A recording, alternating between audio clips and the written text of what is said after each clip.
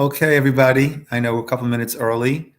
Good. So let me know who's there. I see Chassi is there. Good.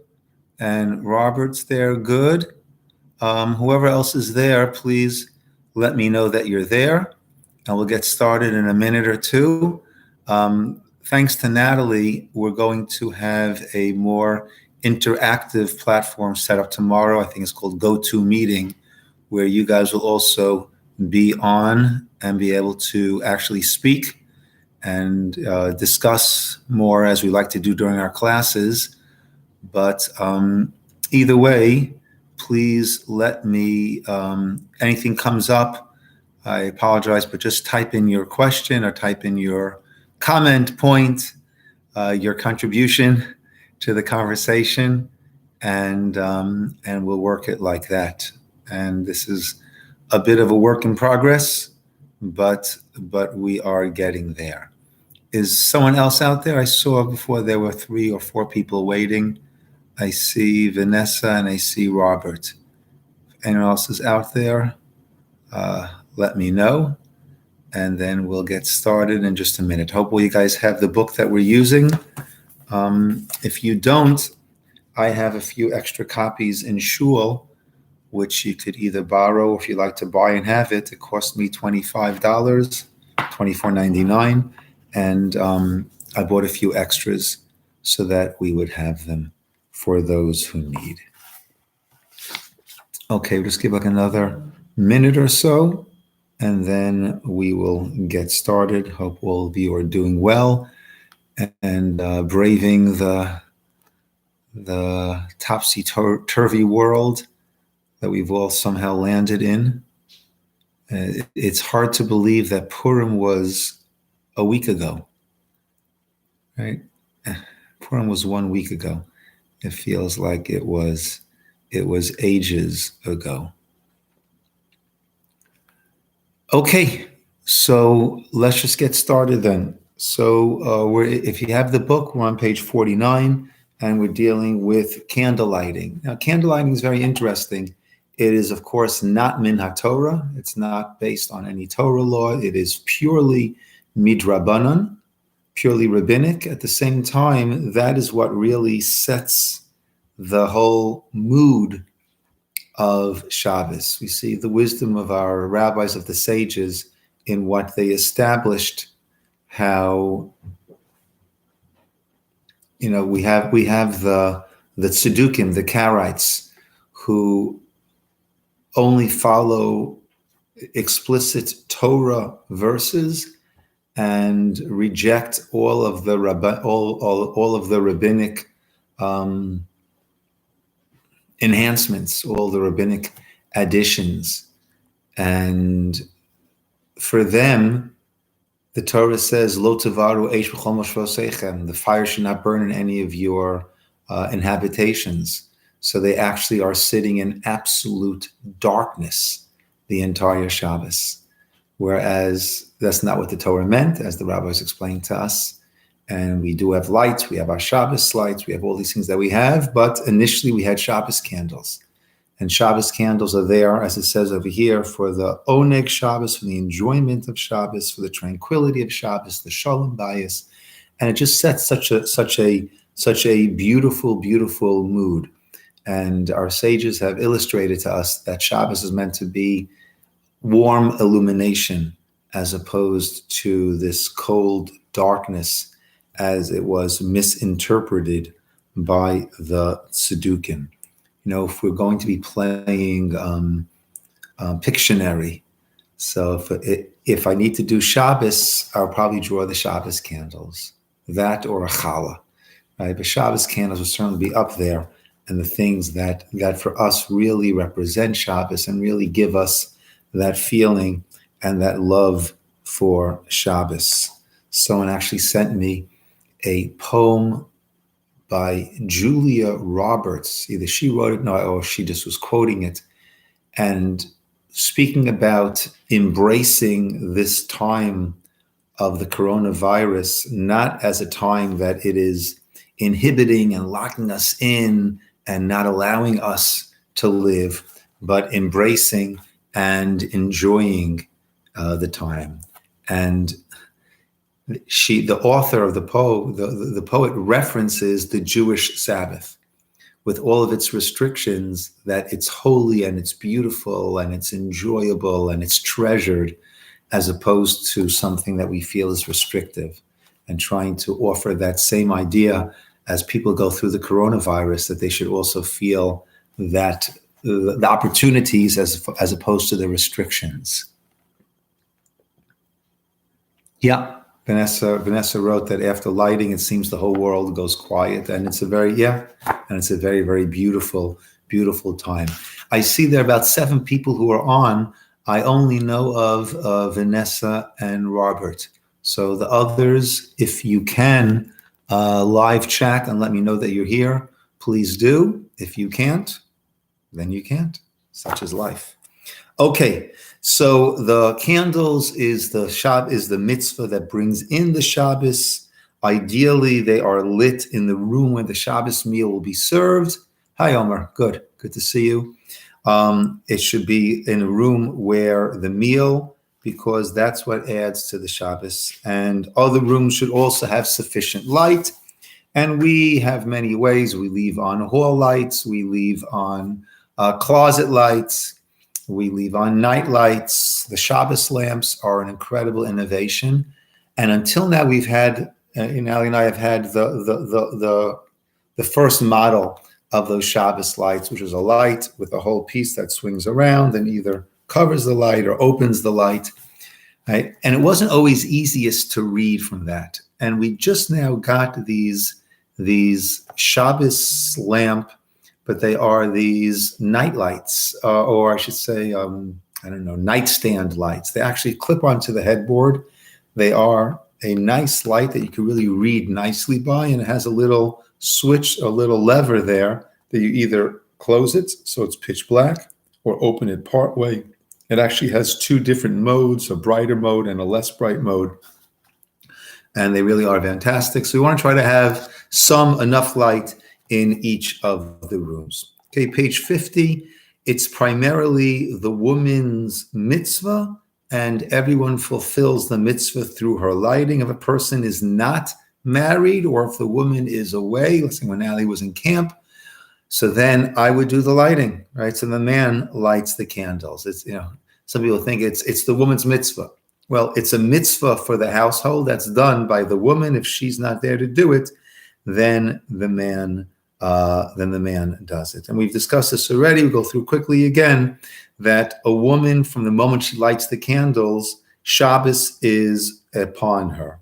Or actually, by the time that she makes the bracha, Shabbos is upon her, which puts her into a catch-22 situation, because once she makes the bracha, Shabbos is upon her. Now she can't light the candles.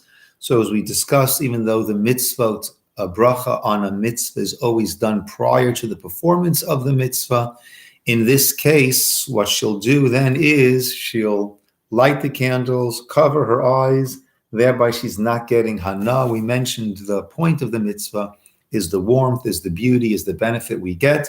So by covering her eyes, she has not yet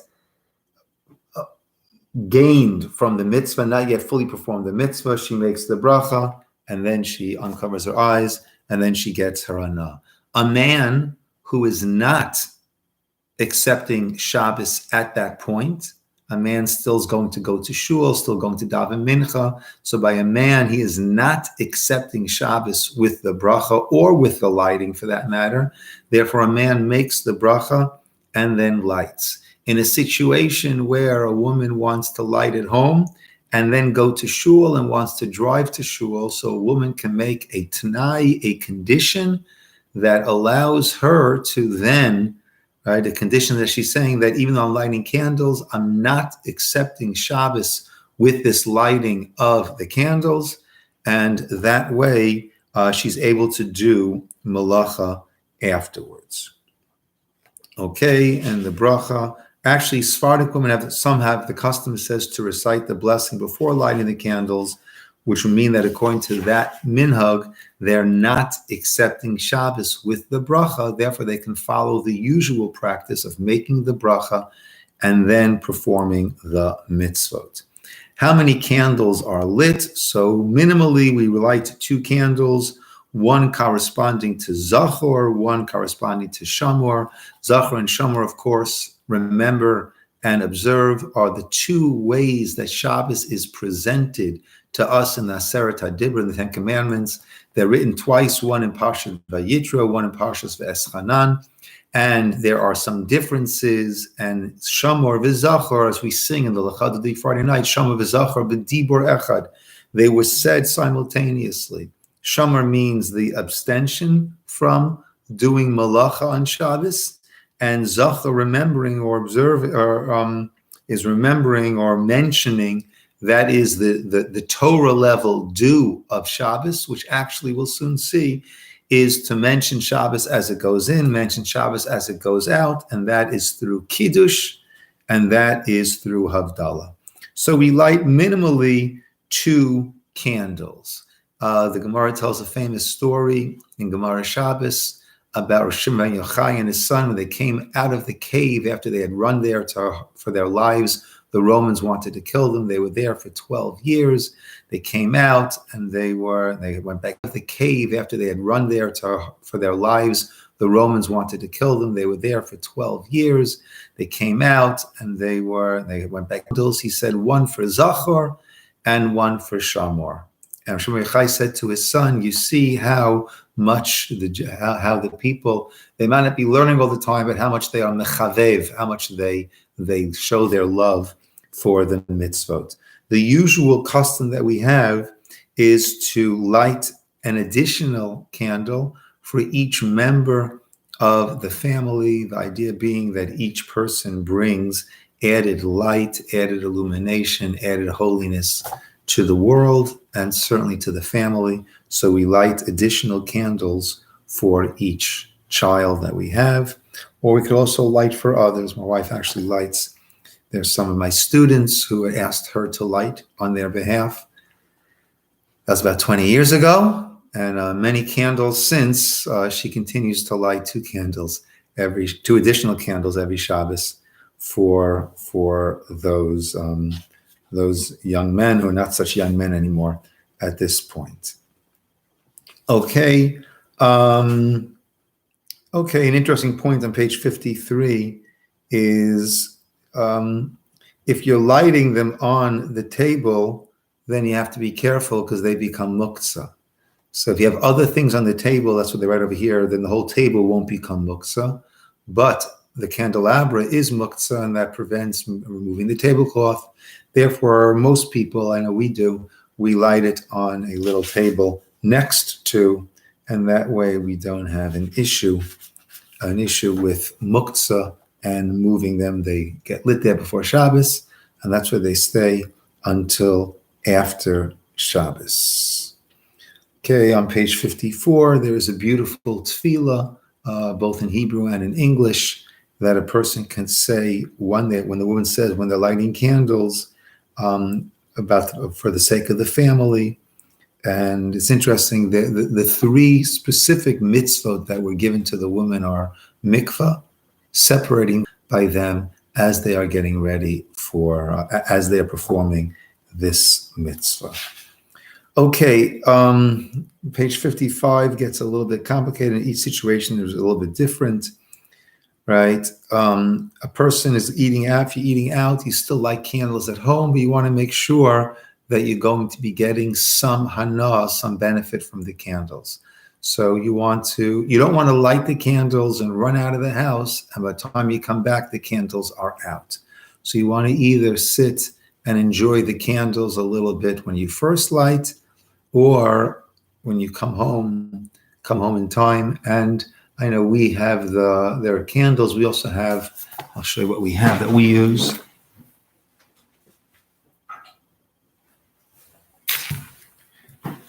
Go into these glass cups, little candles that go into, there we go, little candles that go into these glass cups, and they sell them as, I think, 3-hour, 4-hour, 6-hour.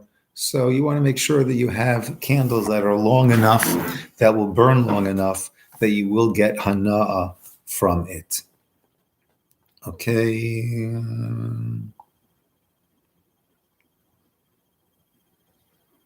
Yeah, so you want to get some benefit. You want to make sure you're getting some benefit. Okay, interesting. On page 56, a guest should participate, join in the host candle lighting by giving a small amount towards it, or the host can gift a portion of the candles as the guests, and that way. However, the guest's wife is lighting candles at home, even though he will not be present for Shabbos, he does not have to share in his host's candle lighting. Okay. Yeah. But if a person is traveling, that's because he joins in, or wherever he or she joins in with the place where they are staying. But if they are on their own, even if one's wife is lighting back at home, then one would still need to light. Okay.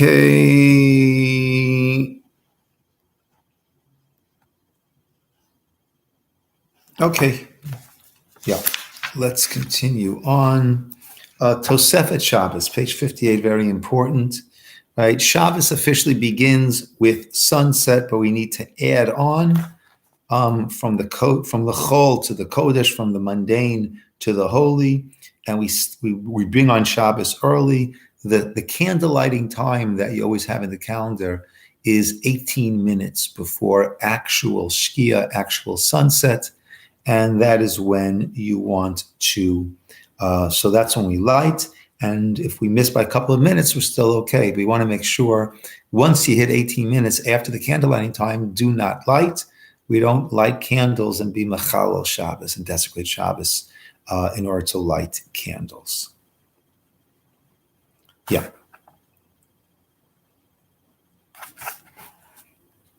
It's interesting in Yerushalayim. So everywhere, like I mentioned, is 18 minutes before candle lighting time. In Yerushalayim, it's 40 minutes before. Candle lighting is 40 minutes before the actual Shabbos time. Yeah, between 18 and 40 minutes, depending on local custom. As far as I know, it's 18 everywhere in the world, except in Yerushalayim, where it is 40 minutes. Okay. Page 63, the next category is welcoming the Shabbos. So we have a special davening that we do to welcome Shabbos. A person should arrive at the synagogue on time to say Kabbalah Shabbat with the congregation. Yeah, these days, for whatever reason, Min HaShamayim, the heavens have decreed that we are not davening together in a minyan.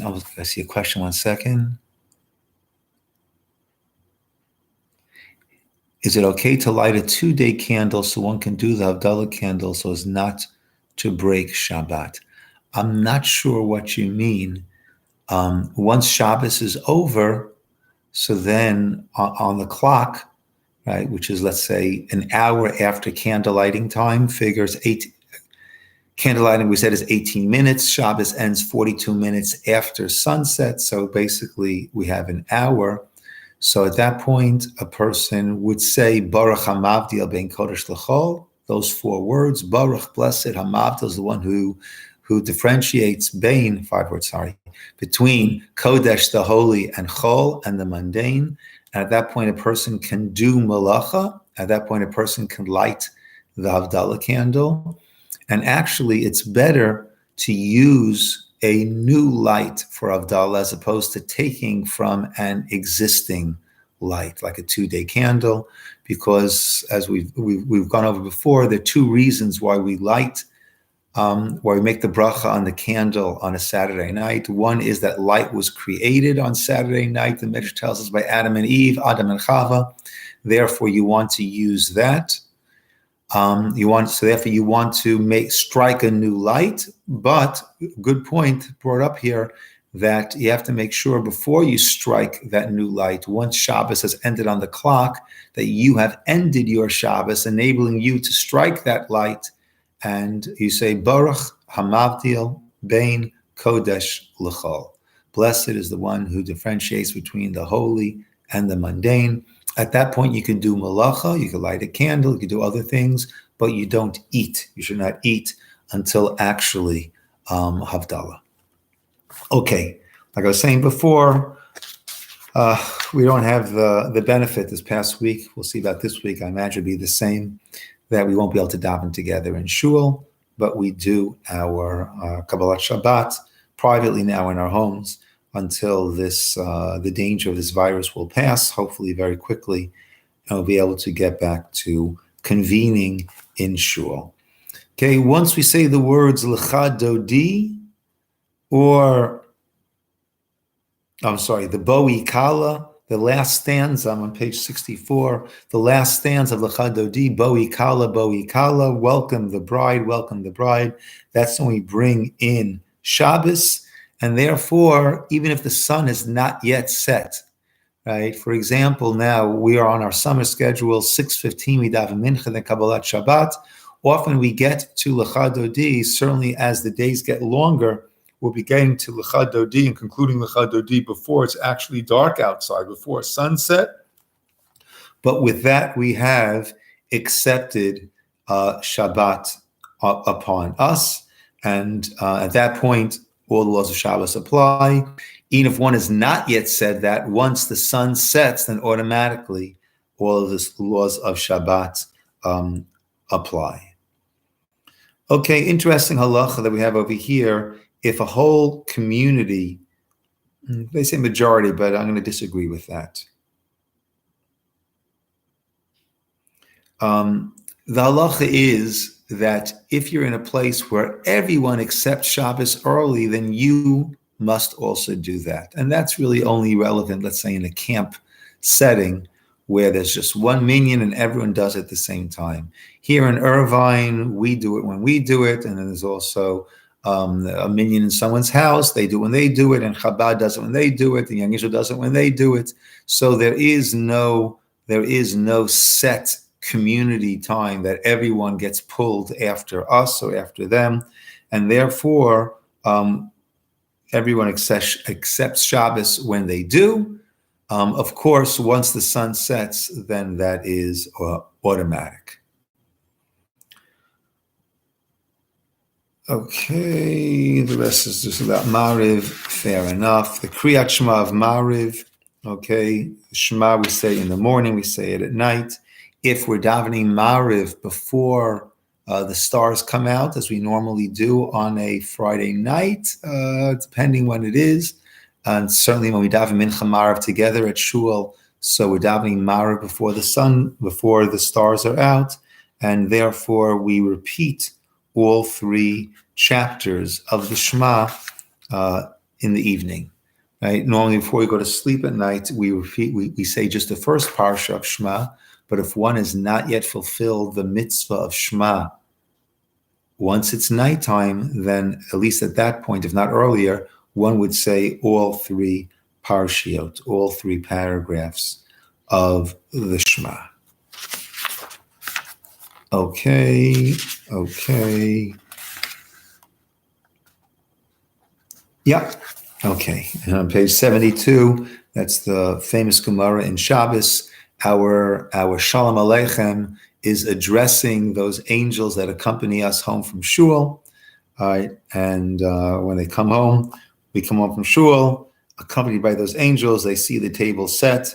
Then they give us a blessing. So too for next week. That's why it's first Shalom Aleichem Malachei Hashares. They are the ministering angels. They are competing with one another, disagreeing with one another, meaning the good angel, so to speak, wants to see everything all set.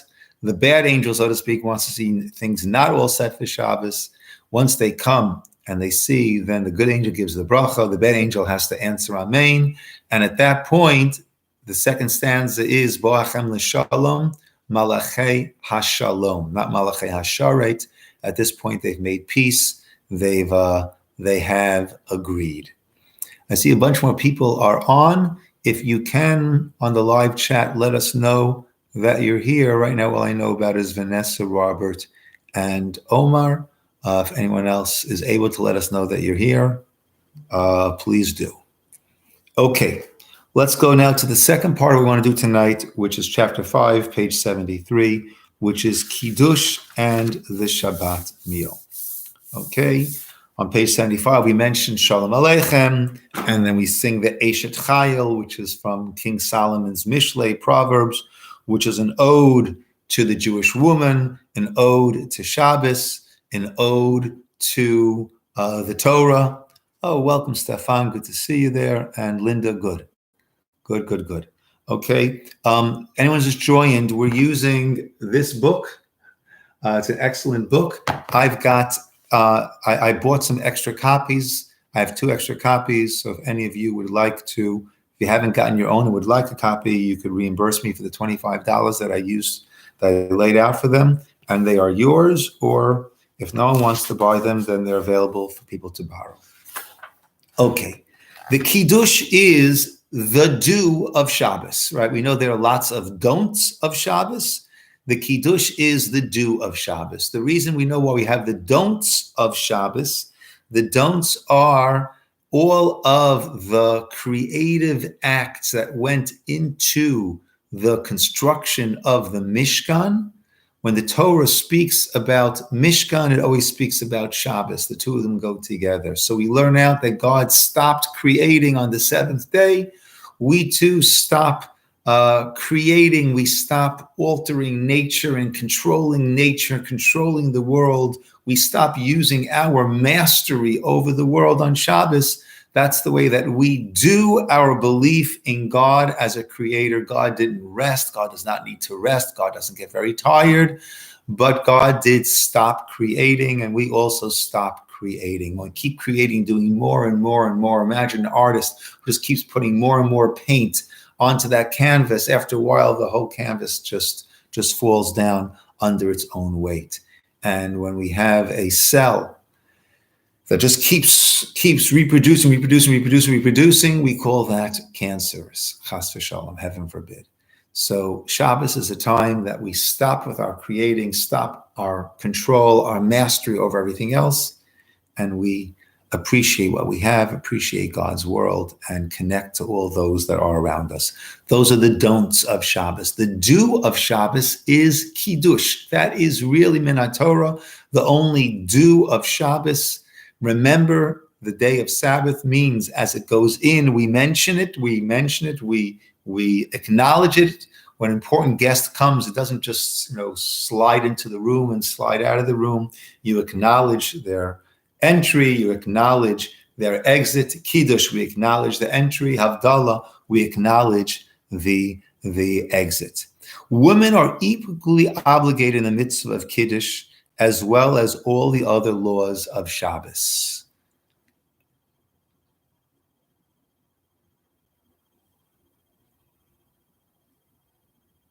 Okay, someone else is in? Good. Sorry, Barry Saver, no problem at all. Good, welcome. Okay, now why are women obligated in Shabbos? Well, why shouldn't they be obligated in Shabbos? Because it's a positive time-bound mitzvah that women are not obligated in. But since the very same pasuk, or actually the same, it was at the very same moment that God said the do's and the don'ts, women are equally obligated in all of the don'ts of the Torah, regardless of their being time-bound or not. Therefore, women are also bound in the do's of Shabbos. So women are equally obligated in Kiddush as a man is, right? Similarly, when it comes to Pesach, right? Since a woman is included in the don'ts of not eating chametz on Pesach, they're also included in the do's of eating the matzah and the maror and the 4 cups, etc. Okay, so those are 2 similar type of examples that since they're involved in the don'ts, and the don'ts and the do's are really one package, therefore they are included also in the do's of Shabbos. Being that women are equally obligated, a woman can really make Kiddush for a man also, right? They're equally obligated, and therefore a woman can make Kiddush for a man. Typically, it is the father, the husband, whoever it is, who is making Kiddush at the meal for the family. But a woman can make Kiddush for men, and certainly if a woman is on her own, then then she must make Kiddush before having the meal, right? Again, she's equally obligated in this mitzvah. We were living in Israel, and I would travel to the States for either recruiting for the yeshiva or for a student's wedding, whatever it might be. So my little boys always found it funny that Natalie was making Kiddush, but it's not funny. They're equally obligated in the mitzvah. Okay, the cup used for Kiddush should contain at least 150 cc's, 86 cc's, right? Okay, some diagrams here. It shouldn't be crooked. It shouldn't be cracked. We use a nice kos, a nice cup for Kiddush. Actually, using a disposable cup is even a bit of a question. So we try to use a nice cup for Kiddush. Okay, he says here for Kiddush, the cup should be rinsed with water both inside and out. It's not something that one needs to do, but it's best to do. It should be a full cup when we make the Kiddush. Okay, there's a little bit of a fancy footwork idea on page 78 over here. If a person drank, one of the kids came or someone came and drank from the cup, and now you want to make Kiddush, so now you can't make Kiddush from that. Someone drank already from it. But what you can do is add a little wine or another liquid into that.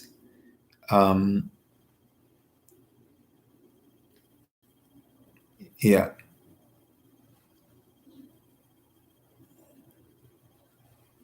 Okay. Yeah. And we're talking about putting it back in the bottle, which nowadays we're a little more concerned about germs. So I'm not going to go into that whole thing. Probably best not to put it back in the bottle afterwards. Okay. Ideally, right, or page 79, reciting Kiddush, you pick it up with both hands.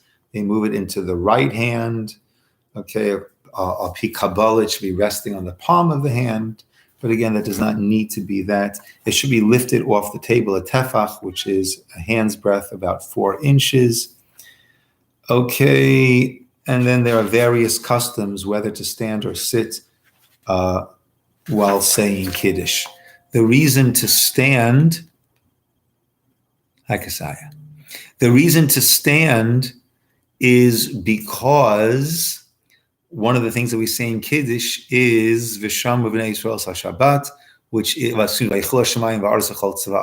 we're giving testimony to God's creation, and a witness has to stand when giving testimony. A reason to sit is because Kiddush needs to be b'makom seuda, the place where you're having your meal, and that way by sitting you're really at the place you're having the meal. So some stand for it all, some sit for it all. I sit for it all. Some stand for Vayechulu and then sit, and one should follow their custom. A story that I enjoy very much, a student asked Rav Yaakov Kamenetsky, who's one of the great Gedolei Yisrael, one of the great rabbinic leaders, Torah leaders in the United States. He lived in Muncie in the 1980s. I think he passed away in the 1980s.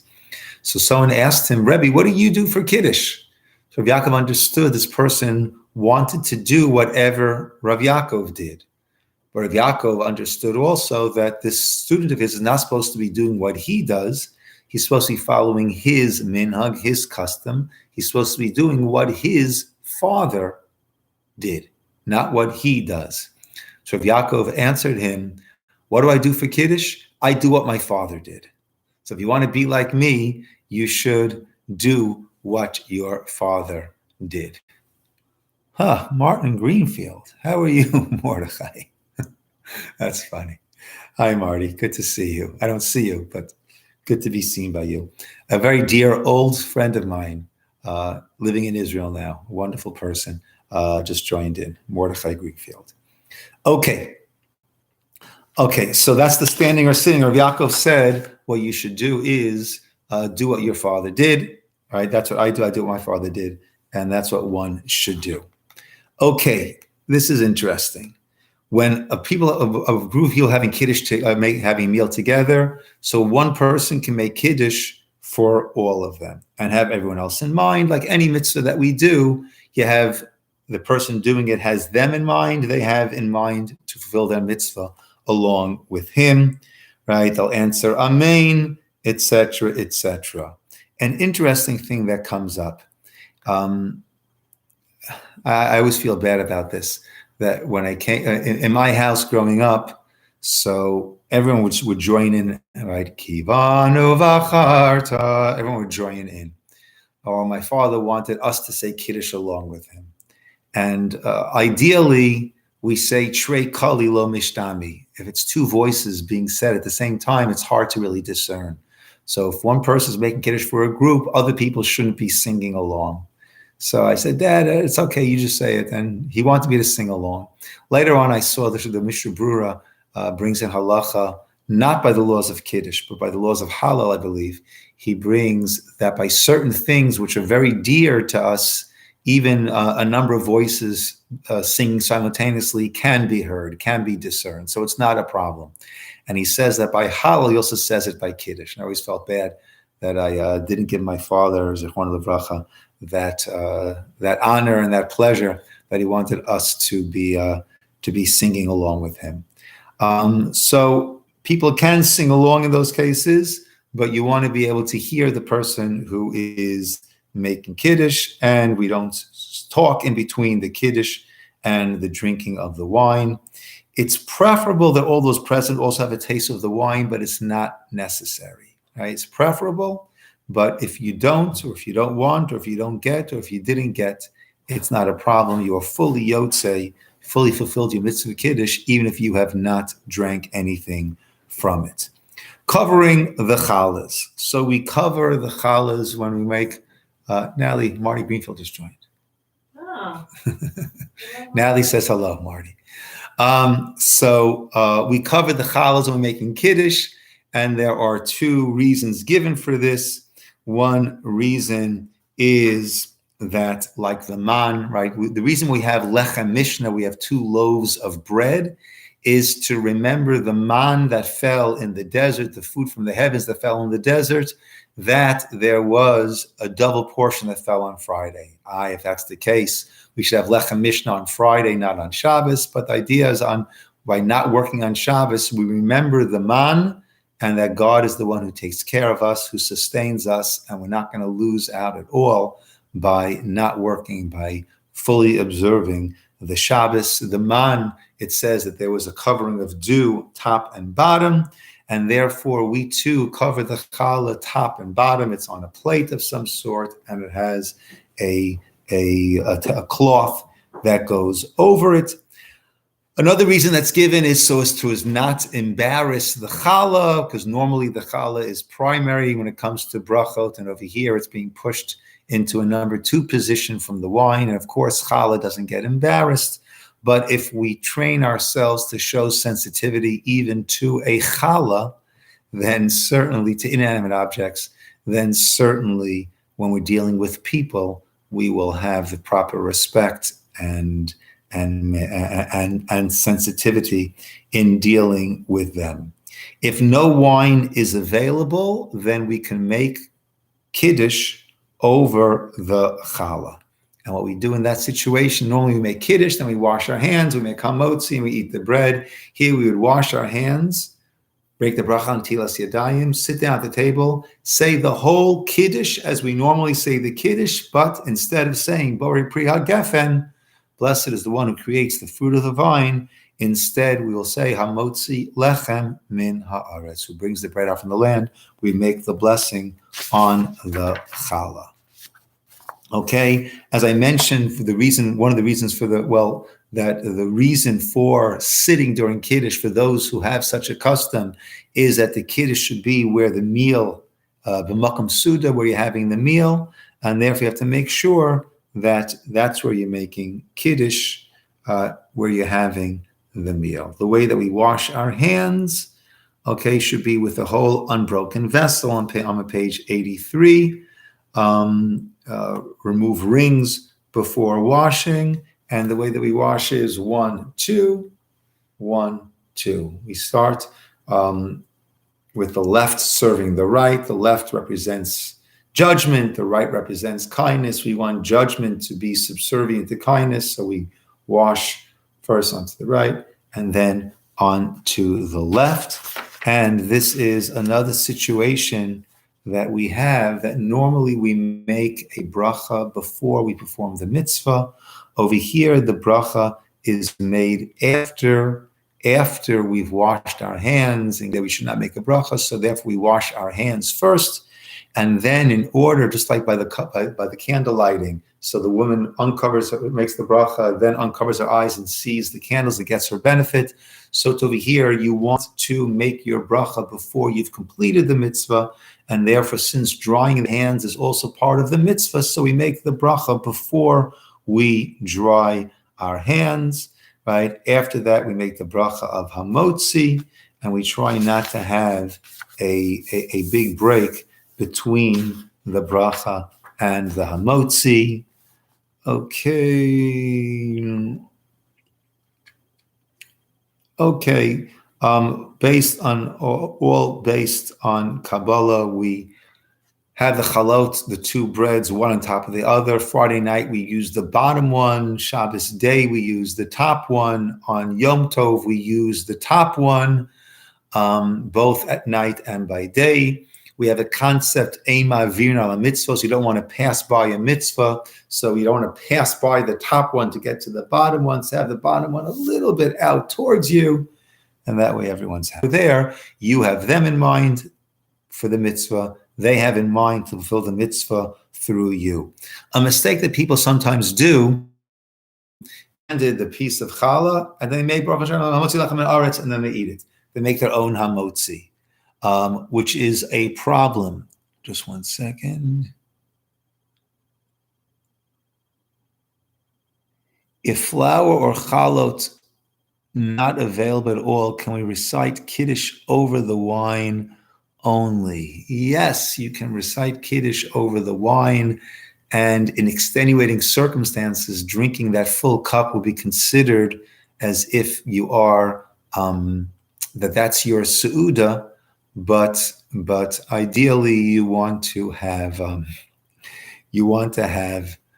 bread. I think I recently told you, Natalie and I, a while ago, we were traveling and we had brought along pizza, so we'd have lechem mishnah for Shabbos, and whatever, it got forgotten someplace, so we didn't have it. And it was a place where there wasn't a lot of kosher food available. But Natalie looked up online, of course, before Shabbos, and we had a toaster oven that we brought with us, and she saw how with just flour, olive oil, and baking powder, you can make some sort of a pita, and she made pita so we'd have bread for Shabbos. Yeah. So normally we can get some bread. Look, even if you can't get lechem mishnah, you still have bread, so you would still make hamotzi. So you want to have a seuda, but if it's unavailable, so then yes, just the wine, drinking enough of the wine or grape juice would be considered b'makom suda, in the place of your meal, and you will be yotzei. You'll fulfill your mitzvah in such a way. Okay, all those should not eat the challah until the person who made the blessing has tasted it. Oh, so I was starting to say before, I'm sorry. So sometimes I see people that the person makes hamotzi, hands in the piece, they make their own hamotzi and then they eat it. Now that's a problem. Why is that a problem? Because once I'm making my own hamotzi, I'm no longer being yotzei with his bracha. His bracha was on the lechem mishnah, on the 2 loaves of bread. If I'm being yotzei along with him, then I'm good to go.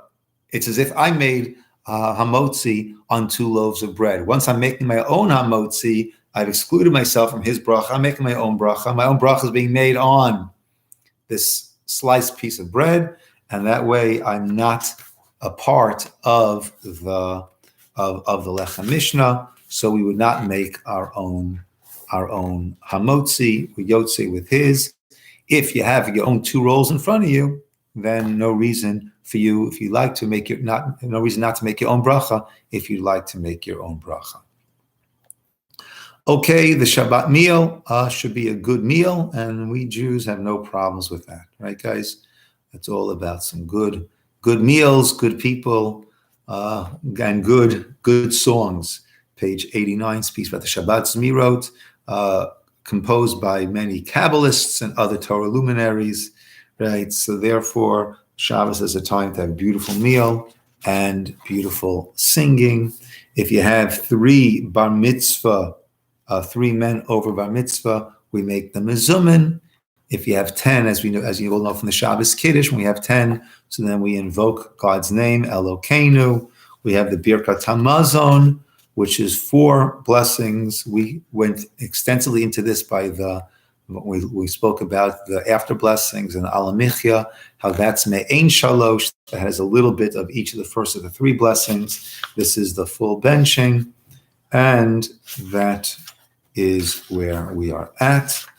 Okay, I'm not going to go through the davening. We come to shul, and we know all about the davening. Shabbos day, we make Kiddush again. Okay, even though you might ask me, but Rabbi, you said Zachor is about welcoming Shabbos on the way in, the way out. So what does that have to do with anything? You're right.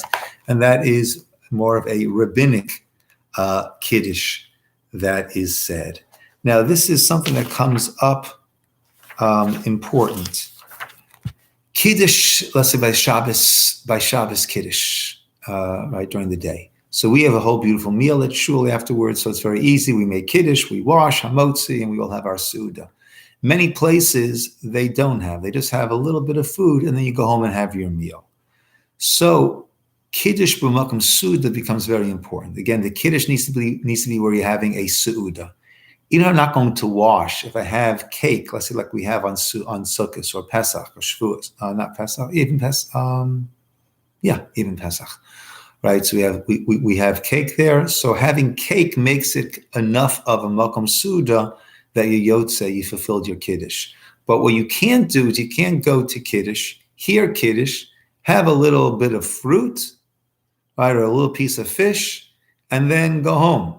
Why? Because since you didn't have enough to be considered a place of a meal, you didn't have any grain products be considered a proper meal. So therefore, you didn't really fulfill your Kiddush. If you didn't fulfill your Kiddush, then you're not allowed to eat until you hear Kiddush. So that's just something to be aware of and to be careful with when it comes to the Kiddush during the day. But once again, we have our meal at shul, so that takes care of the issues and the halachic challenges that sometimes come along. And on Shabbos, we have 3 meals. At shul, again, we have Sudash Lishit at the shul. Motzei Shabbos, we've gone through already the Havdalah, just very quickly again. Havdalah is comprised of a number of different brachot, a number of different blessings. We make the bracha of Hamavdil, separating between holy and mundane. We make the bracha on the wine, of course. We make the bracha on the candle, I mentioned before, for 2 reasons. One reason is that the fire was created, according to the Medrash, by Adam and Chava Saturday night. And also we couldn't use the candle, the fire on Shabbos. Now we can. So therefore we have the bracha Borei Ma'orei Ha'esh. And also we have the bracha on the besamim, on the spices. When the extra soul of Shabbos leaves us, we get a little bit weak, a little unsteady, and it's like you need some smelling salts to steady yourself. So that's what we do. We have the besamim. That's why on Yom Tov, after Yom Tov, we don't have besamim because there's no extra soul on Yom Tov. And there is no ner because we were able to use the fire on Yom Tov. After Yom Kippur, so there's no besamim, right? There's no neshama yetera, only on Shabbos. And we use a candle because you couldn't use fire on Yom Kippur. Now you can, but fire was not created, so therefore we don't strike and create a fire on Motzei Yom Kippur. Rather, we take from an existing flame. And with that, we are good to go. Okay, my friends, good. We'll call it over here. And next week, we'll still continue with Shabbos, another week of Shabbos. And then we will switch over to some Pesach preparations, Pesach laws. And then after Pesach, we'll double back to Shabbos. Okay, it's good seeing everybody. I couldn't see you, but I know you're there. And that's it. Like I said, I'm going to try to change this platform to one that's more interactive, a go-to meeting where your pictures will be up at different points over there. And if you speak up, then the mic will be yours. So it won't be such a monologue, which you know I don't enjoy monologues. Okay, my friends, have a good night, everybody. If there are any questions, I'll take it. Otherwise, I will sign off. And everyone have a good night, and let's stay safe, let's stay healthy, and let's see what we can gain from this pretty bizarre situation that we are in. Yeah, Omar, we looked into doing Zoom. The only problem is I think Zoom is getting overloaded, and we were not able to get an account of Zoom for a monthly account. But my sister-in-law has go-to meetings, and she shared that with us, so I'll be able to use that. Okay, my friends. Good night, good night. Mordechai, Marty, if you're still up, I know it's kind of crazy late for you or early for you. I'm not sure what it is for you in Israel. But if you want to give me a call on WhatsApp, I'd love to catch up. Okay, good night, everybody. Good night, good night.